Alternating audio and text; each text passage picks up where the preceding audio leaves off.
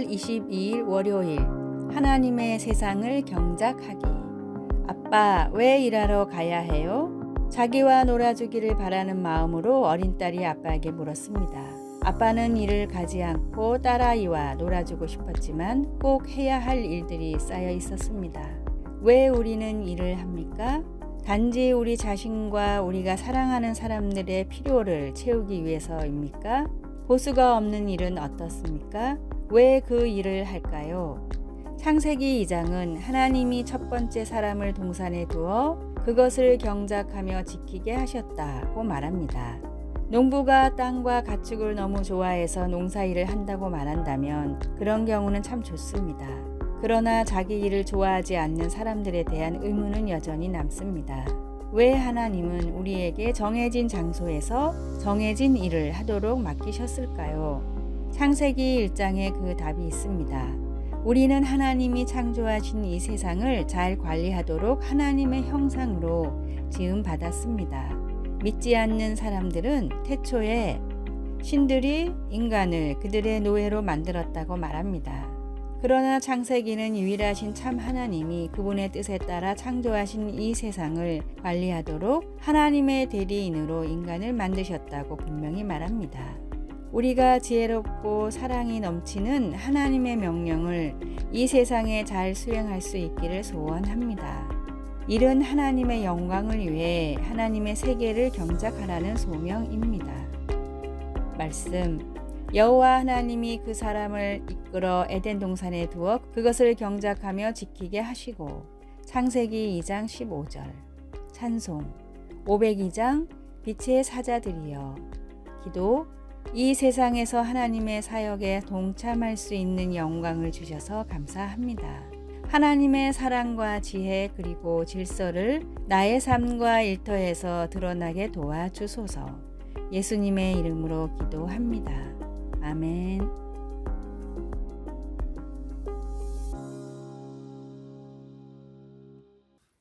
8월 23일 화요일 문 밖에 등불 하나. 아직 전기가 없던 시절 미국의 한 도시에서는 사람들이 밤에 거리를 다닐 때 큰 불편을 겪었습니다. 거리의 밤은 정말 칠흑같이 어두워 바로 앞에 지나가는 사람을 보지 못해 부딪힐 때가 많았고 이를 노린 범죄도 들끓었습니다. 그러던 어느 날 한 집에서 문 밖에 등불을 걸어 놨습니다. 가격도 비싼 기름을 쓰는 등불을 집안도 아닌 집 밖에 걸어 놓은 것을 보고 사람들은 집주인이 참으로 어리석은 사람이라고 생각했습니다. 그런데 하루가 지나고 한 달이 지나자 집 밖에 등불을 걸어 놓는 집이 많이 생겼습니다. 단 한 집이 걸어 놓은 등불로 인해 많은 사람들이 거리를 편하게 다녔으며 범죄도 사라졌기 때문입니다. 미국 건국의 아버지 벤저민 프랭클린이 집 앞을 다니는 사람들을 위해 걸어놓은 등불 하나로 인해 많은 사람들이 빛의 중요성을 깨달았고 이로 인해 가로등이 만들어져 사람들이 밤에도 안전하게 다닐 수 있게 됐습니다. 등불 하나가 온 세상을 비추는 것처럼 깨어있는 한 성도가 세상을 변화시키며 복음을 널리 전할 수 있습니다. 교회 안에서와 세상에서의 삶을 분리하지 말고 세상에서도 복음의 등불을 널리 비추십시오. 오늘의 말씀.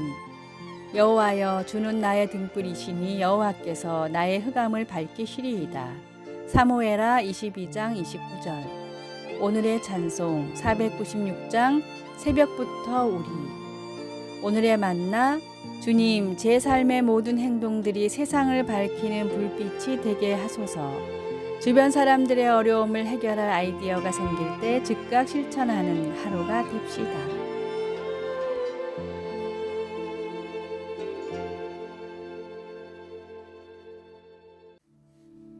(8월 24일) 수요일 처벌의 선택. 톰은 밥의 회사에 조언해주는 법률회사에서 근무했습니다.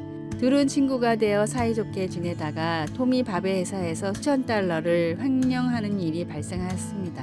밥은 이 사실을 알고는 실망하고 화가 났지만 그리스도를 믿는 그의 부사장으로부터 지혜로운 조언을 받았습니다. 부사장은 톰이 매우 수치스러워하고 회개하는 것을 보고 밥에게 고소를 취하하고 톰을 고용하라고 조언했습니다. 그에게 적당한 보수를 지불하여 배상을 할 수 있게 하십시오. 가장 감사하고 충직한 직원이 될 것입니다. 밥은 그 조언을 따랐고 톰도 그렇게 변했습니다.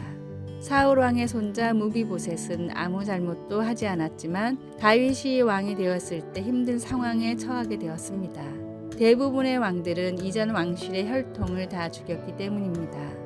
하지만 다윗은 사울 왕의 아들 요나단을 사랑했기에 살아남은 그의 아들을 자기 아들처럼 대했습니다. 그가 은혜를 베품으로 다윗은 평생의 친구를 얻게 되었습니다. 무비보셋은 내 주 왕 앞에서는 다만 죽을 사람이 되지 아니하였나이까. 그러나 종을 왕의 상에서 음식 먹는 자 가운데에 두셨사오니 하며 경탄했습니다.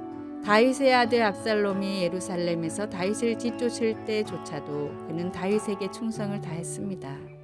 충실한 평생의 친구를 원하십니까? 매우 특별한 누군가를 친구로 하려면 어떤 특별한 일을 해야 할지도 모릅니다.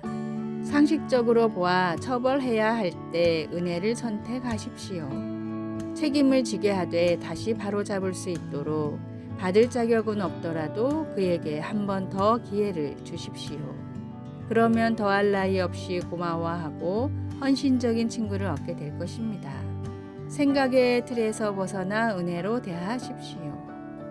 말씀 무비보셋은 왕자 중 하나처럼 왕의 상에서 먹으니라. 사무엘하 9장 11절. 찬송 294장 하나님은 외아들을.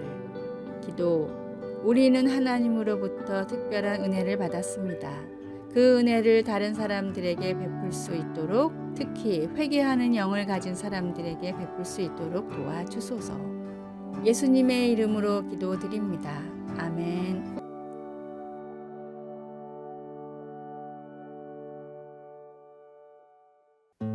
8월 25일 목요일 이슬 같은 은혜. 사막의 연간 강수량은 평균적으로 250mm가 안 됩니다.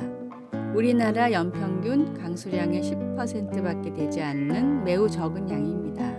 전체 면적으로 따지면 물이 있는 오아시스도 지극히 일부에만 존재하지만 사막에는 다양한 종류의 동식물들이 살고 있습니다. 낮과 밤의 극심한 기온차로 이른 밤과 늦은 새벽에 이슬이 맺히기 때문입니다. 여우는 바위 사이에 스며들어 있는 이슬을 핥아 먹으며 수분을 보충하고 개구리는 얼굴에 맺힌 이슬을 손으로 받아 먹습니다. 개구리나 뱀처럼 자기 몸에 이슬을 맺을 수 없는 곤충들은 서로의 등에 맺힌 이슬을 나누어 먹습니다. 친구가 없을 때는 물구나무를 서서 이슬을 머리 쪽으로 흘려서 받아 먹습니다. 모든 것이 메말라 보이는 황량한 사막이지만 하루 2번 내리는 이슬로 많은 동물과 식물들이 살아가고 있습니다. 하나님이 우리에게 내려주시는 은혜도 이와 같습니다. 주님을 만나던 순간이나 기도가 응답받을 때처럼 강과 같은 은혜가 임할 때도 있지만 매일 작은 이슬처럼 주님이 적셔주는 은혜 역시 존재합니다. 오늘 주시는 이슬 같은 은혜에 만족하며 살아갈 때 오아시스를 만나게 하시고 샘과 같이 강과 같이 풍성한 은혜의 물줄기를 내어주시는 주님이심을 믿으십시오.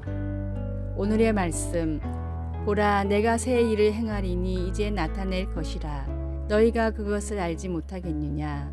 정령이 내가 광야의 길과 사막에 강을 내리니. 이사야 43장 19절. 오늘의 찬송 301장 지금까지 지내온 것. 오늘의 만나 주님 때에 따라 내려주시고 부어주시는 은혜에 감사하게 하소서. 매일 주시는 이슬 같은 은혜도 크게 감사하며 삽시다.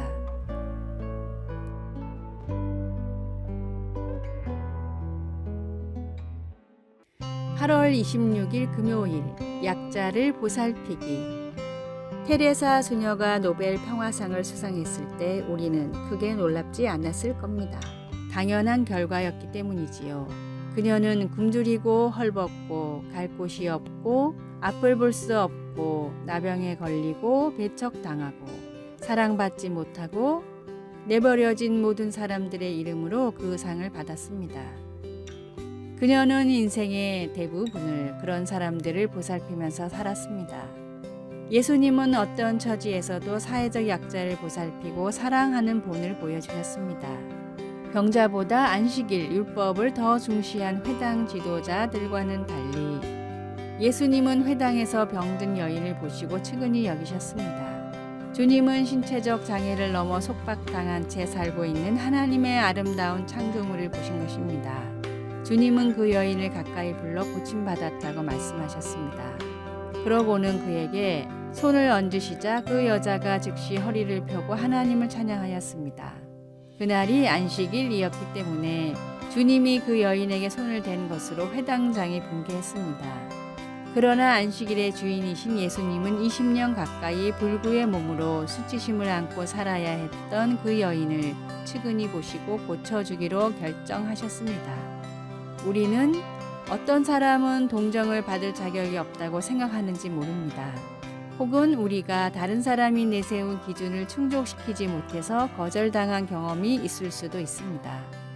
우리가 사람보다 율법을 더 소중히 여긴 종교 지도자와 같이 되지 않기를 바랍니다. 그 대신 예수님을 본받아 다른 사람들을 긍휼과 사랑과 존귀함으로 대하도록 합시다. 말씀 안수하시니 여자가 곧 펴고 하나님께 영광을 돌리는지라. 누가복음 13장 13절.